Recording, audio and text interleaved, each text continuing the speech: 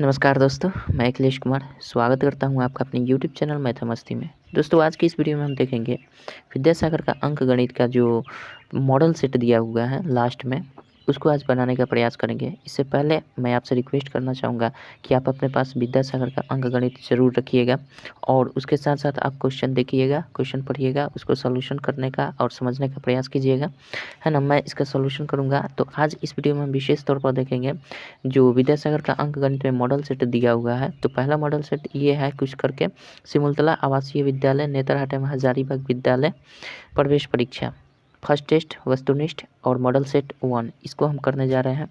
तो और page number अगर हम आप बात करें तो पेज आप देख सकते हैं विद्यासागर का अंकगणित का पेज नंबर आपका 419 है। ठीक है, 419 पेज से आप देख सकते हैं इसको।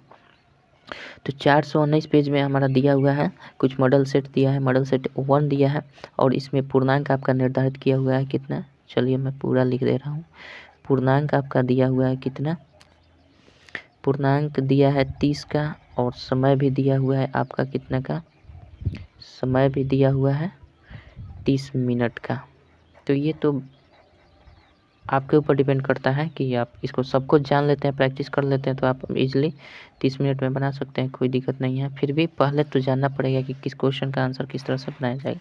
चलिए 1 नंबर क्वेश्चन देखते हैं इसमें क्या कहता है। 1 नंबर क्वेश्चन दिया हुआ है कि 2 अंकों की बड़ी से बड़ी संख्या और छोटी बड़ी संख्या और छोटी संख्या का अंतर। तो 2 अंकों की बड़ी संख्या क्या होती है बताइए।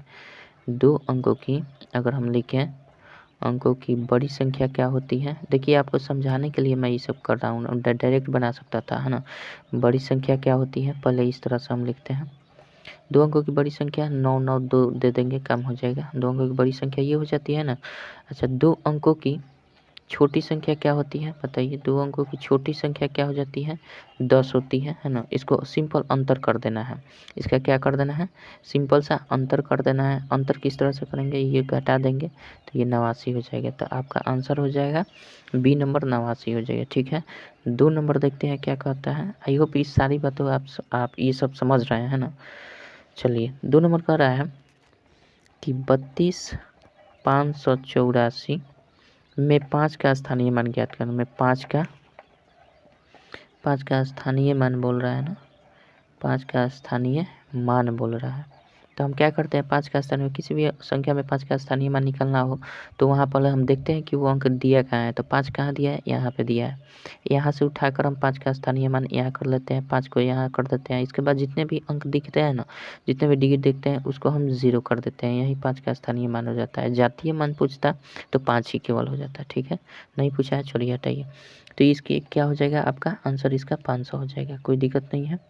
5 में स्थानीय मान सॉरी दोस्त, 5 का स्थानीय मान पूछ रहा है ना और अंकित मान में अंतर पूछ रहा है। ठीक है, तो ये 5 का स्थानीय मान हो गया और इसका अंकित मान क्या हो जाएगा 5 हो जाएगा। सिंपल, ये स्थानीय मान हुआ है, इसको स्थानीय मान समझिएगा, इसको अंकित मान समझिएगा। ठीक है, ये चलिए लिख देते हैं, ये स्थानीय मान हो गया, है ना।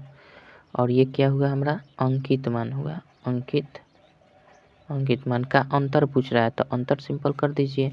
तो ये 5 हो जाएगा, ये 9 हो जाएगा, ये 4 हो जाएगा, 495 हो जाएगा, कोई दिक्कत नहीं। आंसर ये नहीं होगा जिस तरह क्वेश्चन कर रहा है। क्वेश्चन मैंने पूरा नहीं पढ़ा इसलिए थोड़ा सा दिक्कत है। ये अंतर पूछ रहा है स्थानीय और जातीय मान का। ठीक है, तो 495 इसका सही उत्तर हो जाएगा, ये नंबर। ठीक है, चलिए 3 नंबर देखते हैं क्या कहता है। 3 नंबर क्या दिया है,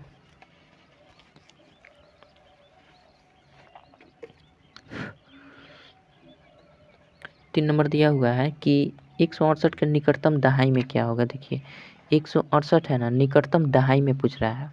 इसका 168 का निकटतम दहाई में पूछ रहा है तो हमारा निकटतम दहाई में क्या हो जाएगा। देखिए 168 का दहाई में पूछ रहा है ना, तो दहाई कितना का होता है 10 का होता है और ये तो हमारा सैकड़ा है, इधर इकाई है, क्या होता है ये इकाई, ये दहाई, ये सैकड़ा। तो दहाई क्या पूछ रहा है ना, तो दहाई को अगर बात कर रहा है तो दहाई 10 का होता है तो 10 में 6 से गुना कर देंगे तो ये 60 हो जाएगा। और सैकड़ा 100 का होता है तो 100 में 1 से गुना कर देंगे तो ये 100 हो जाएगा। तो कुल मिलाकर अगर जोड़ दें दोनों को तो कितना हो जाएगा 160 हो रहा है ना।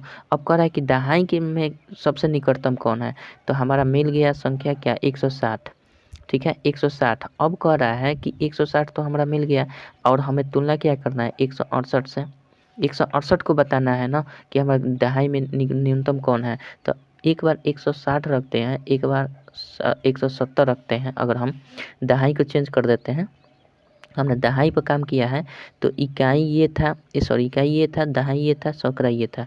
तो दहाई में 10 होता है और सैकड़ा में हमारा क्या होता है, केवल दहाई पर बात कर रहा है ना। तो दहाई पर बात कर रहा है तो हम क्या, दहाई को हम 10 से गुना कर देते हैं, सैकड़ा को 100 से गुना कर देते हैं। ठीक है, इकाई पर कोई बात नहीं हो तो इकाई को हटा देते हैं। तो इतना पर हम बात कर रहे हैं, तो ये सैकड़ा हो गया 100 का, दहाई हो गया 10 का। तो इन दोनों को गुना करके हमने जोड़ दिया तो हमारा क्या हो जाएगा, 160 हो जाएगा। अब 160 क्या 168 के करीब कौन है, अब देखना है कि 160 पहले हम ले लेते हैं, इससे थोड़ा सा एक अंक दहाई को एक अंक बढ़ाते हैं। 100 दहाई को अगर एक अंक बढ़ाएंगे तो 170 आ जाएगा, दहाई को एक अंक बढ़ाएंगे तो 170 आ जाएगा। हमें जाना है किसके करीब, 168 के करीब देख लेना है कि कौन सा होगा। क्या 160 68 के करीब होगा, इसमें अंतर कर लेना है। इसका अंतर कितना का होगा, देखिए इसमें अंतर 8 का आपका आ रहा है, इसमें 8 का अंतर, लेकिन हमें क्या 168 के करीब रहना है। दहाई वाला हमारा जो अंक दिया हुआ है कि 168 के दहाई के निकटतम कौन है, तो एक बार हम क्या करते हैं, दहाई पर काम करेंगे तो 160 आ जाएगा। ठीक है, 160 आएगा और एक दहाई को चेंज कर देते हैं, एक अंक बढ़ाते हैं, दहाई को 170 कर देते हैं। अब देख लेते हैं कि किसका अंतर किसके सबसे करीब आ रहा है, किसका अंतर 168 के सबसे करीब आ रहा है। तो इसमें अंतर कर रहे हैं तो हमारा 8 का आ रहा है, इसमें अंतर कर रहे हैं तो 2 का अंतर आ रहा है। तो इसमें सबसे करीब कौन आ रहा है ये बताइए, इसमें सबसे करीब कौन होगा, 170 होगा, जाहिर सी बात है 170 होगा इसमें सबसे करीब, इसमें 170 ही ना होगा। तो इस तरह से हमारा आंसर क्या हो जाएगा, 170 हो जाएगा, कोई दिक्कत नहीं है। इसमें अंतर ज़्यादा का है तो ये तो ज़्यादा दूर है, लेकिन 170 जो है ये काफ़ी करीब है। तो हमने दहाई पर काम किया था, 160 कैसे आया था, क्योंकि दहाई का अंक पूछ रहा है इसलिए हमने 160 को दहाई पर काम किया है। तो दहाई पर अगर इकाई पर काम करता तो इकाई पर हम इसको भी जोड़ते हैं। ठीक है, इकाई को हम इस पर भी जोड़ते हैं, दहाई पर काम कर रहा है तो केवल दहाई तक, और सैकड़ा इसके पहले वाले पर हम काम कर देते हैं। ठीक है, तो आई होप आप ये समझ गए होंगे। ठीक है, किसके करीब कौन है, तो हमारा 170 जो है 168 के काफ़ी करीब है। तो निकटतम सब ऑप्शन से भी अगर देखेंगे तो 170 के बाद ये काफ़ी दूर हो जाएगा, 160 तो काफ़ी कम, 160 में ज़्यादा 8 का अंतर है, 170 में 2 का अंतर है, 200 में देख लें तो 200 में ज़्यादा का अंतर हो जाएगा। 160 के मुताबिक 200 में 40 का अंतर हो जाएगा, 168 तो होगा नहीं क्योंकि इसके करीब कर रहा है, तो इसलिए हमारा क्या हो जाएगा, इसमें 170 आंसर हो जाएगा, कोई दिक्कत नहीं है। आई होप समझ गए होंगे। चलिए 4 नंबर देखते हैं क्या कहता है। तो इसका आंसर आपका हो जाएगा कितना नंबर, सी नंबर आंसर हो जाएगा। चलिए 4 नंबर देखते हैं, 4 नंबर क्या कहता है। 4 नंबर दिया, निम्नलिखित में 9 का अपवर्तक कौन सा है। तो 9 का अपवर्तक कौन सा है जो 9 को डिवाइड कर दे, 9 का अपवर्तक होगा, 9 का अपवर्तक कौन होगा, तो 3 होगा। इसमें ऑप्शन देखिएगा, ऑप्शन 2 दिया है, क्या 9 को 2 डिवाइड करता है, नहीं करता है, हटा दीजिए। फैक्टर एक तरह से समझिए ना। अच्छा 4 डिवाइड करेगा, 9 को नहीं करेगा, 6 करेगा, नहीं करेगा, 3 करेगा, बिल्कुल करेगा। तो ये 3 हमारा आंसर हो जाएगा, कोई दिक्कत नहीं है। तो 4 नंबर का आप क्वेश्चन देखिएगा, 4 नंबर का आंसर जो होगा 3 हो जाएगा। 5 नंबर देखते हैं क्या कहता है। 5 नंबर दिया, दो क्रमागत संख्याओं का मौसा क्या होता है। दो क्रमागत अगर संख्या हम ले लेते हैं तो उसका मौसा क्या होता है। जैसे मान लेते हैं हम दो क्रमागत कोई 1 2 ले लेते हैं क्रमागत लगातार, तो 1 2 लेंगे तो इसका मौसा क्या होगा, बिल्कुल एक ही होगा। वो बड़ी सी बड़ी संख्या जो दोनों को दी हुई संख्याओं को विभाजित कर दें तो वो मौसा हो जाता है। तो ये हमारा एक ही होगा। अगर हम 5 रखते हैं, 5 रखते हैं अगर, और 6 रखते हैं, ठीक है, तो 5 6 से हम करेंगे तो 5 से भाग लगाएंगे, 6 में कितना हो जाएगा, 5 एकम 5 1, फिर 5 से करेंगे। तो हर स्थिति में अगर लगातार कोई संख्या लेते हैं तो उसका मौसा हमेशा क्या होता है, एक ही होता है। ठीक है, तो इस तरह से हमारा आंसर क्या हो जाएगा, इसमें 1 हो जाएगा, 5 का 1 हो जाएगा। ठीक है, चलिए 6 नंबर देखते हैं क्या कहता है। 6 नंबर देखते हैं क्या कहता है। कोई भी क्रमागत दो संख्या लिखते हैं तो उसका मौसा क्या होता है, हमेशा एक ही होता है। 6 नंबर क्या कहता है, 6 नंबर देखते हैं। 6 नंबर कह रहा है कि दो क्रमागत संख्याओं का लौसक क्या होता है। तो दो क्रमागत अगर संख्या हम ले, जैसे 1 ले लेते हैं, 2 ले लेते हैं, तो इसका कह रहा है कि हमारा लौसक क्या होगा। अब की बार एलसीएम पूछ रहा है, इसके पहले एचसीएफ पूछ रहा था, अब की बार एलसीएम पूछ रहा है। तो एलसीएम कैसे हो जाएगा हमारा, देखिए दो क्रमागत संख्याओं का एलसीएम क्या होता है, हमेशा लास्ट वाला होगा, लास्ट वाला होगा ना। तो ये क्या दोनों में गुना कर देंगे, हमारा क्या हो जाएगा, एलसीएम हो जाएगा 2। यानी इसमें हम क्या कर सकते हैं बड़ा वाला संख्या होगा, है ना, लेकिन इस तरह से नहीं कर सकते, गलत हो जाएगा। अगर हम मान लेते हैं कि अगर हम आपको ले लेते हैं 10 और 11 ले लेते हैं, 10 और 11 ले लेते हैं, तो ये भी तो लगातार ही संख्या है, 2 लगातार ही संख्या है, 2 लगातार संख्या है ना। तो इसमें हम क्या कर देंगे, इसमें कौन सा संख्या होगा बताइए, इसका मौसक क्या हो जाएगा। इसमें मौसक तो ये नहीं कर सकते हैं कि ये 11 हो जाएगा। जिस तरह यहाँ हम 1 2 लिए थे तो आप समझ गए होंगे कि ये 2 हो जाएगा, जो बड़ा वाला होगा। इस ऐसे नहीं होता है। ऐसे कब क्यों नहीं होगा, क्योंकि अगर 10 11 हम ले लेते हैं, दोनों क्रमागत संख्या है, लगातार संख्या है, तो ये 10 11 लेंगे तो क्या 11 इसका हमारा लॉसा हो जाएगा। 10 11 का लॉसा 11 थोड़ी होगा, नहीं होगा। तो हमारा क्या आंसर हो सकता है कि इसका हमारा सबसे छोटा जो महत्तम होगा ना, इसका इसका जो सबसे छोटा एलसीएम होगा वही होगा हमारा क्या, इसका एलसीएम। मतलब सबसे छोटा अपवर्त जो दोनों संख्याओं से विभक्त हो जाए, जो दोनों संख्याओं से विभक्त हो जाए वही होता है। तो विभक्त करने के लिए, दो संख्याओं को विभक्त करने के लिए हम क्या करते हैं, सिंपल एलसीएम निकालते हैं। तो 10 11 का एलसीएम निकालेंगे, नहीं कटेगा तो गुना कर देंगे, बराबर 110 हो जाएगा, है ना। 110 हो जाएगा तो हम क्या कर सकते हैं, दो क्रमागत संख्याओं के क्रम में एलसीएम अगर निकालने के लिए बोले तो हम क्या कर सकते हैं, यही ना कर सकते हैं कि दोनों का सबसे छोटा जो अपवर्त्य होगा, जो दोनों से विभक्त हो जाए, वो ऐसी संख्या जो दोनों से विभक्त हो जाए, तो वही उसका एलसीएम हो जाएगा। तो इस तरह से हमारा आंसर क्या हो जाएगा, ऑप्शन नंबर डी हो जाएगा। क्या कर रहा है, सबसे छोटा समावर्त्य, मतलब सबसे छोटा, यानी एलसीएम यही होता है, लीस्ट कॉमन मल्टीपल, जो सबसे छोटा जो दोनों संख्याओं से विभक्त हो जाता है वही होगा। तो इसमें न तो 0 होगा, न तो 1 होगा, न तो 2 होगा। इसमें तो 2 हो जा रहा है, तो 1 2 तो केवल इसी पर डिपेंड करता है कि 1 2 रखिएगा तभी 2 होगा, है ना। अगर हमने 10 11 रख दिया तो ये तो क्रमागत रख ही दिए हैं, लेकिन क्रमागत रखने के बावजूद क्या ये 0 हो जाएगा एलसीएम, क्या ये 1 हो जाएगा, क्या ये 2 होगा, नहीं होगा। ये कब डिपेंड करता है, ये हमेशा डिपेंड करता है कि इन दोनों के कम से कम न्यूनतम छोटा से छोटा संख्या जो दोनों से विभक्त हो जाए, इस पर डिपेंड करता है ना। तो आई होप इस समझ गए होंगे। चलिए 7 नंबर देखते हैं क्या कहता है। तो इसका आंसर जो होगा दोस्तों वो डी नंबर हो जाएगा, है ना। चलिए 7 नंबर देखते हैं क्या कहता है।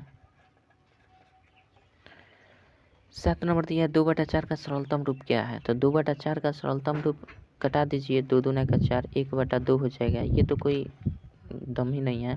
8 नंबर देख लेते हैं। कह रहा है कि 2/3 + 3/4 कर रहा है, तो जोड़ देना है। सिंपल क्या करना है, जोड़ देना है। 4 3 12 हो जाएगा, इसको उधर गुना कर देते हैं। 4 दूना 8 हो जाएगा, 3 3 9 हो जाएगा, 17/12 हो जाएगा, कोई दिक्कत नहीं है। ठीक है 9 नंबर देखते हैं। √अंडर 1296, 1296 का जानते हैं 36 होता है। आप कर लीजिएगा, 36 गुने 36 होता है। कैसे वर्गमूल निकालने के लिए तो बताए हैं, वर्गमूल सिंपल निकाल देना है, तो 36 इसका आंसर हो जाएगा, कोई दिक्कत नहीं है। ठीक है चलिए आगे बढ़ते हैं। 10 नंबर देखते हैं। 10 नंबर में दिया है आपका कुछ इस प्रकार से, किस प्रकार से, 8/वाट, वाट के स्थान पर हम x मान लेते हैं। ठीक है, अब बराबर x दिया है, अब फिर 50 दिया है। तो हम अगर x से गुना करें तो x² आ जाएगा, ये गुना करेंगे तो 50 गुने 8 हो जाएगा, ये नहीं होगा। अच्छा x² का हम अगर कर दें, x बराबर कर दें तो इसमें रूट चढ़ जाएगा, ये 50 गुने 8 हो जाएगा। तो ये 50 के बदले में क्या लिख सकते हैं, 25 गुने 2 लिख सकते हैं। 8 के बदले में क्या लिख सकते हैं, 2 गुने 2 गुने 2 लिख सकते हैं। तो देखिए 25 का वर्गमूल क्या हो जाता है, 5 हो जाता है। 4 को 2 है तो 2 को 2 बाहर निकल जाएगा, तो 2 दूना का 4 5 20, यही आपका आंसर हो जाएगा, कोई दिक्कत नहीं है। आई होप समझ गए होंगे। 11 नंबर देखते हैं क्या कहता है। 11 नंबर क्या कहता है, 30 मिनट में बना देना है दोस्त। ठीक है, लेकिन मुझसे ज़्यादा समय लग सकता है क्योंकि मैं समझा रहा हूँ, है ना। हालांकि दिया हुआ है 30 मिनट। 11 नंबर देखते हैं क्या कहता है। 11 नंबर दिया है, इनमें से कौन सा वर्ष दीर्घ वर्ष नहीं है। दीर्घ वर्ष नहीं है मतलब लीप ईयर नहीं है, ये बता देना है। तो लीप ईयर कौन होता है, जिसमें 4 से भाग लग जाए, जिसमें 400 से भाग लग जाए, है ना, तो वो लीप ईयर होता है। तो हमारा क्या दिया हुआ है, देखिए पहला ऑप्शन दिया है, ए नंबर ऑप्शन क्या दिया है देखिए, तो 2008 दिया है। बी नंबर ऑप्शन आपका दिया हुआ है 2000, है ना। सी नंबर ऑप्शन क्या दिया है, 2100 दिया है। अच्छा, डी नंबर ऑप्शन क्या दिया है, 2400 दिया है। देखिए, लीप ईयर चेक करने के लिए 2 नियम होते हैं। क्या, एक तो 4 से जो साधारण ईयर जो दिखता है, जो जैसे जिस संख्या के अंत में, जिस ईयर के अंत में डबल जीरो ना हो, कुछ अंक आ जाए, जैसे यहाँ 8 आ गया है, तो इसमें हम हमेशा क्या करते हैं, 4 से भाग करते हैं। इसमें हमेशा क्या करते हैं, 4 से भाग कर देते हैं। अगर ये कट जाता है तो ये लीप ईयर हो जाता है, ठीक है। अगर ये कट जाएगा तो लीप ईयर हो जाएगा। जिसमें अगर डबल जीरो दिख गया, 3 जीरो दिख गया, 4 जीरो दिख गया, उसमें हमेशा 4 से भाग नहीं देते हैं, कभी 4 से भाग नहीं देते हैं। उसमें हमेशा हम 400 से भाग देते हैं, ठीक है। उसमें हम क्या करते हैं, हमेशा 400 से भाग देते हैं। तो इसमें अगर देखा जाए तो ये तो हमारा कट जाएगा। अच्छा, ये कट जाएगा, हमारा क्या हो जाएगा, इसको अगर हम काट दें तो कितना बार में कट जाए, 4 पचे 20 हो जाएगा, होगा ना। 4 पचे 20, 0 4 दूना 8, 502 हो जाएगा। ये देखिए, इसमें 4 का नियम, 4 से इसमें भाग नहीं लगाएं, क्योंकि ये शताब्दी ईयर कहलाता है, जिसमें डबल जीरो आ जाए, 100 200 300 400 500 इस तरह से, मतलब डबल जीरो ट्रिपल जीरो आता रहता है। तो उसमें हम 400 के नियम नहीं लगाते हैं। लीप ईयर चेक करने के लिए 400 का नियम नहीं लगाते हैं। हमेशा उसमें क्या करते हैं, शताब्दी ईयर से भाग देते हैं, मतलब इसमें 400 से ईयर भाग दे देते हैं। इन सब में 400 से भाग देंगे। क्यों, क्योंकि इसके अंत में डबल जीरो है, डबल जीरो है, डबल जीरो। इसमें क्या है, इसमें डबल जीरो नहीं है, ये हमारा इसमें लास्ट में डिजिट दिख रहा है, कोई अंक दिख रहा है, डबल जीरो नहीं है। तो हम इसमें हमेशा 4 से करते हैं। इसमें 4 से भाग नहीं कर सकते, क्योंकि इसमें शताब्दी ईयर से भाग करेंगे। क्यों, क्योंकि हमारा डबल जीरो दिख रहा है। तो अगर हम 400 से भाग कर देते हैं तो ये देखिए, ये तो हमारा दीर्घ वर्ष आ गया, ये लीप ईयर आ गया, ठीक है। दीर्घ वर्ष ये आ गया हमारा, क्यों, क्योंकि 4 से विभाजित हो गया। इसमें हम 4 से विभाजित नहीं करेंगे, क्योंकि इसमें डबल जीरो है। इसमें हमेशा 400 से विभाजित करेंगे। तो 400 से विभाजित करेंगे तो अगर कट जाएगा तो लीप ईयर हो जाएगा। तो ये 4 पचे 20, ये भी कट जाएगा। तो ये क्या होगा, दीर्घ वर्ष हो गया, दीर्घ वर्ष हो गया, लीप ईयर हो गया, है ना। अगर इसको हम काट दें तो ये 2 से कट जाएगा, 21/4 कटबे नहीं करेगा, 21/4 नहीं कटेगा। तो ये क्या है, दीर्घ वर्ष नहीं है, दीर्घ वर्ष नहीं है, दीर्घ वर्ष नहीं है ये, ठीक है। अगर इसको काट दें तो ये 2 से कट जाएगा, 4 6 के 24, ये दीर्घ वर्ष है, दीर्घ वर्ष है, ठीक है। आई होप ये समझ गए हैं। तो देखिए, तो ये भी दीर्घ वर्ष है, ये भी दीर्घ वर्ष है, ये भी दीर्घ वर्ष, ये जो है सी ऑप्शन, ये दीर्घ वर्ष नहीं है। तो हम क्या कर सकते हैं, इसका आंसर जो होगा सी नंबर आंसर हो जाएगा, ठीक है। आई होप समझ गए होंगे, नहीं समझे तो देख लीजिए 1-2 बार। चलिए आगे बढ़ते हैं। 11 के बाद 12 नंबर देखते हैं। 12 नंबर देखते हैं क्या कहता है।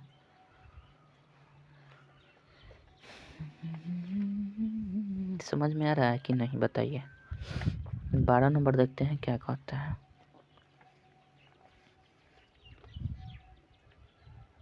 देखिए, तो 12 नंबर आपका दिया हुआ है कि 1 मिनट में 60 सेकेंड हो तो 1 घंटा कितने सेकेंड, 1 घंटा कितने सेकेंड, 1 घंटा में कितने सेकंड मिस प्रिंट किया है।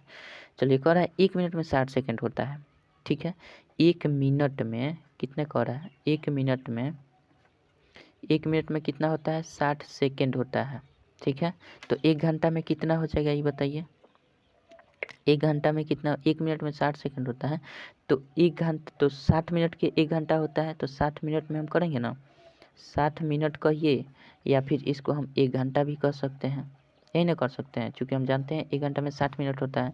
तो 1 मिनट में 60 सेकेंड, तो 60 मिनट में कितना, 60 मिनट या 1 घंटा में कितना, 60 गुने 60 सेकेंड, यही ना, बराबर 3600 सेकेंड हो जाएगा। कोई दिक्कत नहीं है, आई होप समझ गया, 3600 सेकेंड हो जाएगा।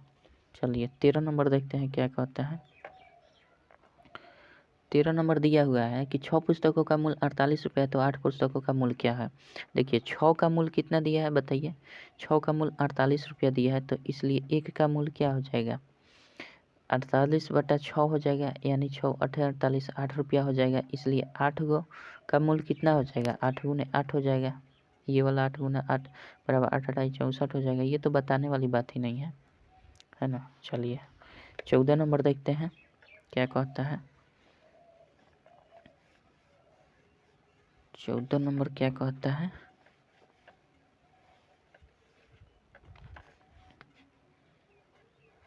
14 नंबर दिया हुआ है आपका 2 खिलौने का मूल्य 192 रुपये, सॉरी 12 खिलौने का मूल्य कितना दिया है, 192 रुपया दिया है ना। तो 15 खिलौने का मूल्य बताना है, तो पहले एक खिलौने का निकाल लेते हैं। 192 बटा 12 कर देंगे, इसलिए 15 खिलौना का हम क्या कर देंगे, गुना कर देंगे। 192 बटा 12 गुना 15 कर देंगे, यही ना।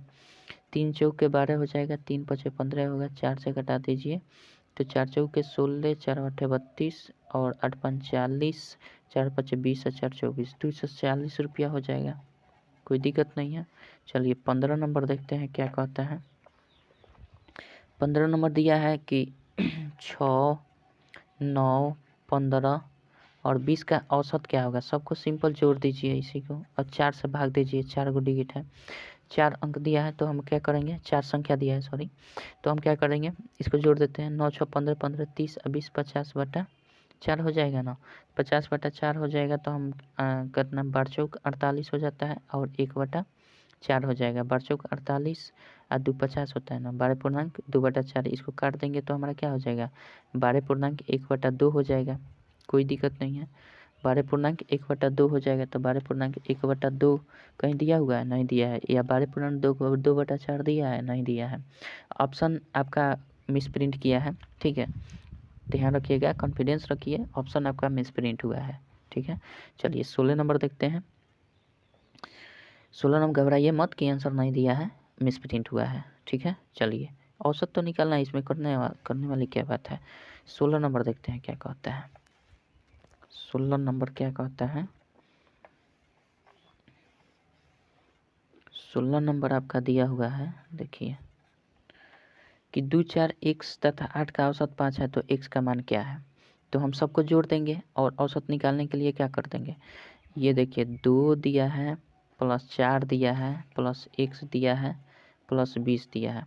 ये कितना है, पहले ये बताइए, ये कितना है, ये कितना चाहिए, इसका औसत 4 हो गया, 4 से भाग कर देंगे, सबको जोड़कर 4 से भाग कर देंगे, ये औसत हो गया। और एक औसत का मान दे दिया है कितना, ये 5 दे दिया है औसत, ये भी औसत है, ये भी औसत, सभी आंकड़ों का योग बटा कुल संख्या बराबर औसत होता है, तो औसत पहले दे दिया है और ये भी औसत ही निकल गया। तो हम ऊपर क्या कर देंगे, 20 4 24 2 26 प्लस x बराबर ये उधर गुना करेगा तो 20 हो जाएगा। तो x का मान क्या हो जाएगा, -6 हो जाएगी नहीं, यानी 20 में से हम क्या घटा देंगे 26 घटा देंगे तो x बराबर क्या हो जाएगा बताइए, -6 हो जाएगा। x बराबर क्या हो जाएगा, -6 हो जाएगा, कोई दिक्कत नहीं है। चलिए आगे बढ़ते हैं। सॉरी दोस्त, सॉरी 16 नंबर गलती होगा।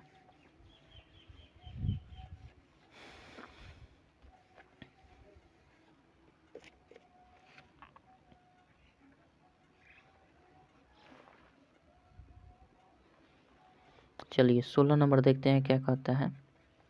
16 नंबर दिया है कि 2 4 x तथा 8 का औसत 5 है तो x का मान ज्ञात करना है। क्या क्या दिया है, 2 दिया है, 4 दिया है, x दिया है और हमारा 8 दिया है, ठीक है।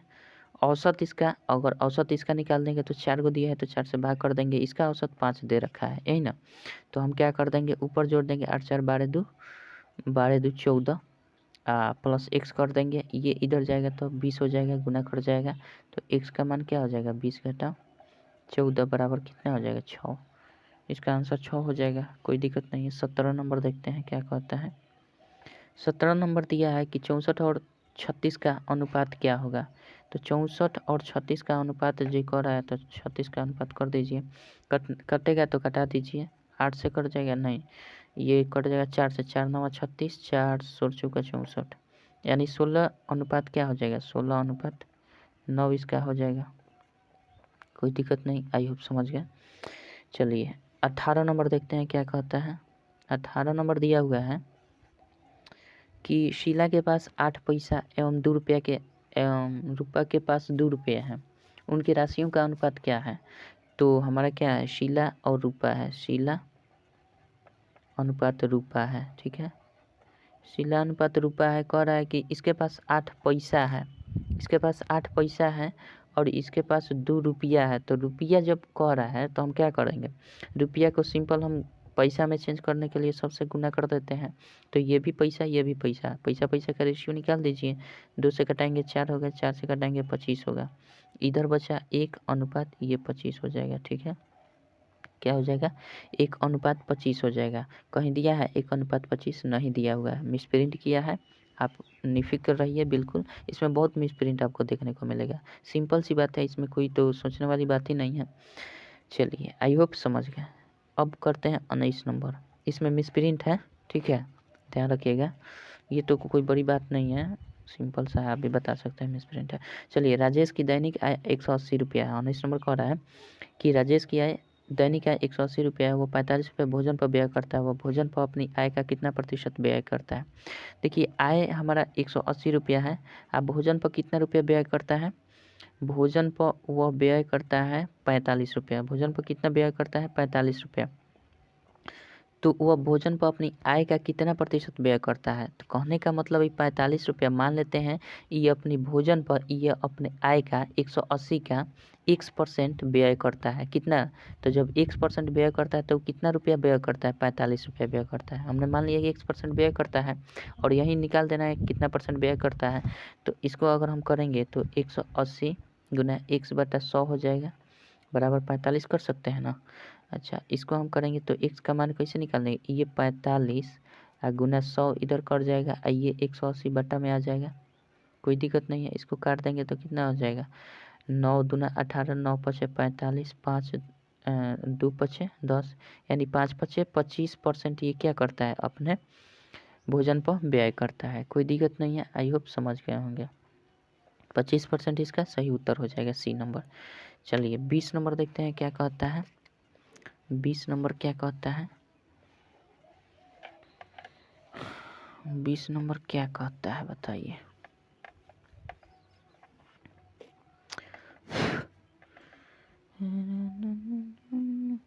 चलिए, 20 नंबर दिया हुआ है कि 48 कितना प्रतिशत है 60 का?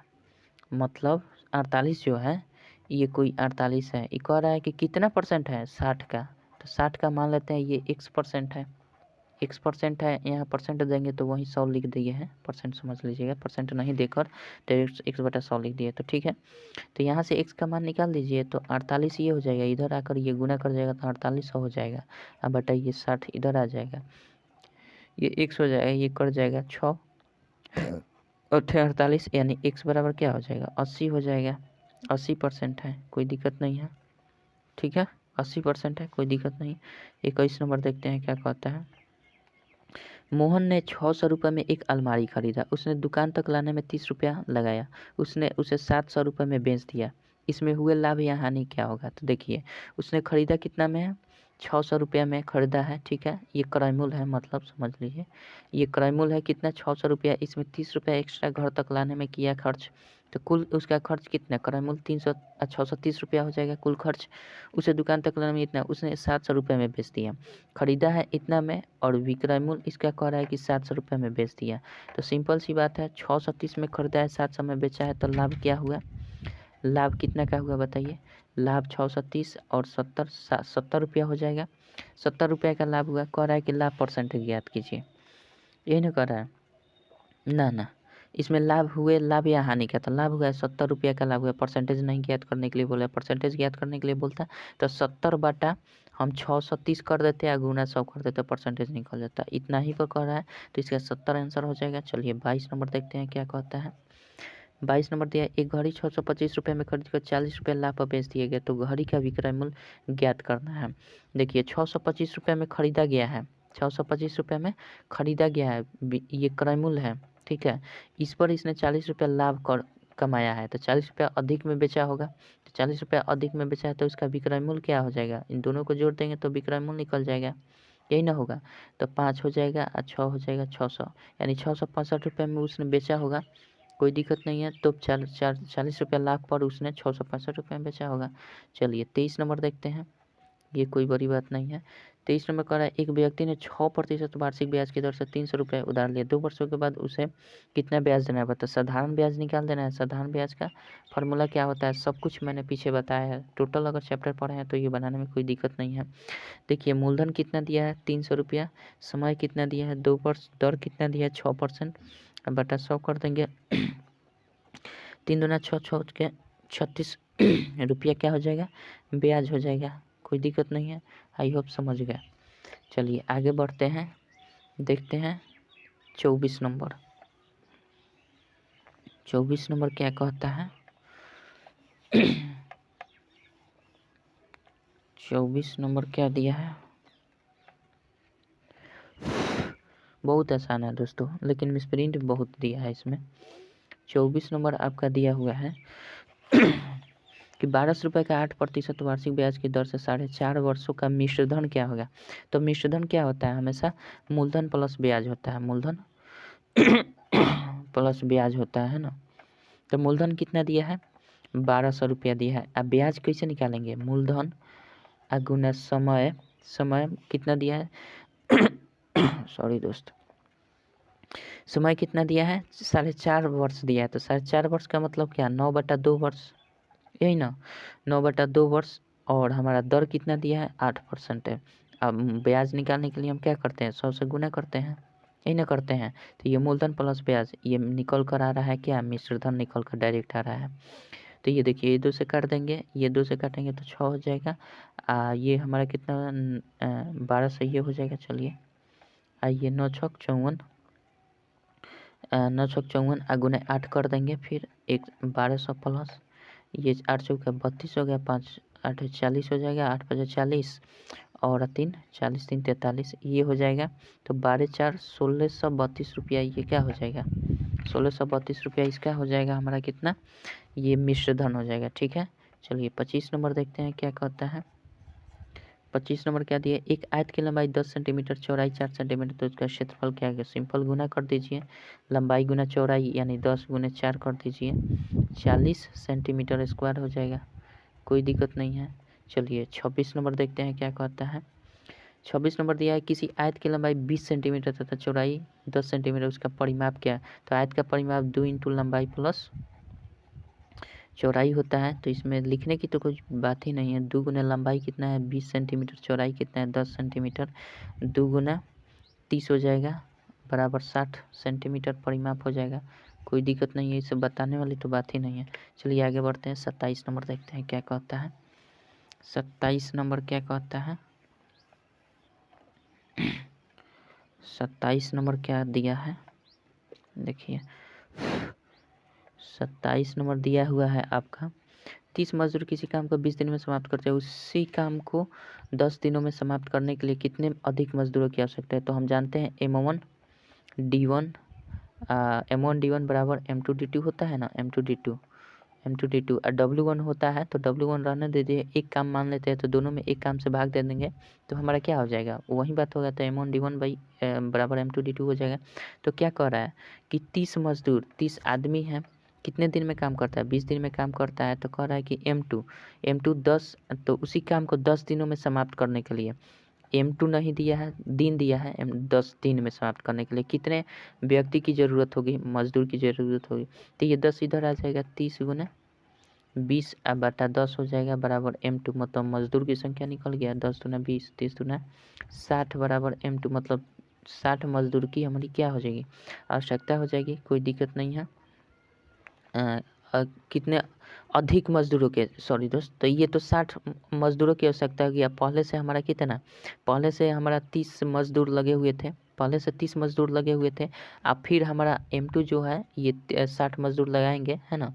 तो ये कुल मिलाकर हमारा क्या कितने अधिक की न कर रहा है।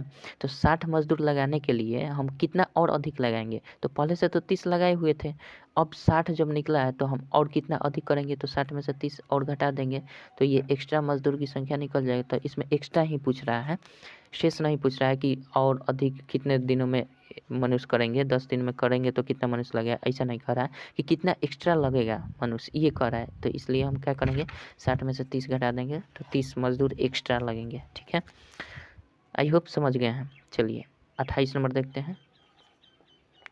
28 नंबर कह रहा है कि 15 आदमी किसी काम को 5 दिन में कर रहा है। ठीक इसी प्रकार से है, डायरेक्ट हम कर रहे हैं 15 आदमी 5 दिन में करता है, ठीक है। तो एक आदमी उस काम को कितने दिन में करता है, एक आदमी उस काम को कितने D2 निकाल देना है। तो ये 1 से भाग कर जाएगा, तो 15 गुना 5/1 कर जाएगा बराबर D2 हो जाएगा कितने दिन में। तो 1 से हटाइए ना, 1 से हटा दीजिए, 15 × 5 = 75 हो जाएगा, है ना। तो 75 दिन में कर देंगे। D2 कितना लगेगा, 75 दिन लगेगा। आई होप समझ गए हैं। टाइम एंड वर्क देखिए, बिल्कुल समझ में आ जाएगा आपको। 75 दिन में 28। 29 नंबर देखते हैं क्या कहता है। 29 दिन कर 29 नंबर कह रहा है, यदि कोई मनुष्य 2 घंटे में 5 किलोमीटर की दूरी तय करता है तो उसकी चाल क्या है। चाल बराबर दूरी बटा समय होता है। चाल बराबर क्या होता है, दूरी बटा समय। तो दूरी कितना है 5, समय कितना है 2 घंटा। तो हमारा कितना चाल होगा, तो चाल हमारा 2.1/2 हो जाएगा kilometre per hour. Kilometre per hour, कोई दिक्कत नहीं है, कोई दिक्कत नहीं है। चलिए आगे बढ़ते हैं हम। कितना 30 नंबर देखते हैं, लास्ट देखते हैं। आई होप समझ गए होंगे। आपने पीछे वाला वीडियो जितने भी मैंने पढ़ाया है उस सब को अगर देखे होंगे तो आपको ये सब बनाने में एक ज़रा भी दिक्कत नहीं होगी, ठीक है। चलिए 30 नंबर लास्ट देखते हैं क्या कहता है। 30 नंबर दिया हुआ, एक गाड़ी की चाल 36 किलोमीटर पर आवर है, तो उसकी चाल मीटर पर सेकंड में क्या होता है। हम जानते हैं किलोमीटर पर आवर से मीटर पर सेकंड में चेंज करने के लिए हम क्या करते हैं, सिंपल सा 5/18 से गुना कर देते हैं। यही नहीं करते हैं 5/18 से। टाइम एंड डिस्टेंस में पढ़िएगा तो आपको समझ में आएगा। देखिए टेस्ट बनाने के लिए आप पीछे के जितने भी चैप्टर दिया हुआ है, पीछे प्लेलिस्ट बना दिया है, अगर आप चाहें तो देख सकते हैं। वो देख लेंगे तो आपका टोटल मॉडल सेट आपका बन जाएगा, ठीक है। तो 36 किलोमीटर पर आवर को चेंज करना है मीटर पर सेकंड है, तो 5/18 से गुना कर देंगे। 18 दूना 36 बराबर 10 मीटर पर सेकंड आंसर हो जाएगा। कोई दिक्कत नहीं है। तो ये तो मॉडल सेट खत्म हो गया। यानी सिमुलतला आवासीय विद्यालय नेतरहाट एवं हजारीबाग विद्यालय प्रवेश परीक्षा का जो मॉडल सेट 1 दिया हुआ था, इसमें का हमने मॉडल सेट 1 बना दिया। फर्स्ट टेस्ट में का मॉडल सेट 1 हमने बना दिया। अगले वीडियो में देखेंगे इसी का अगले वीडियो में देखेंगे क्या, मॉडल सेट 2। तो आई होप आपको ये सारी चीज़ें समझ में आ गई होंगी। प्रत्येक क्वेश्चन का आंसर आपने दे दिया होगा। चलिए तो फिर मिलेंगे मॉडल सेट 2 में। तब तक के लिए जय हिंद, जय भारत।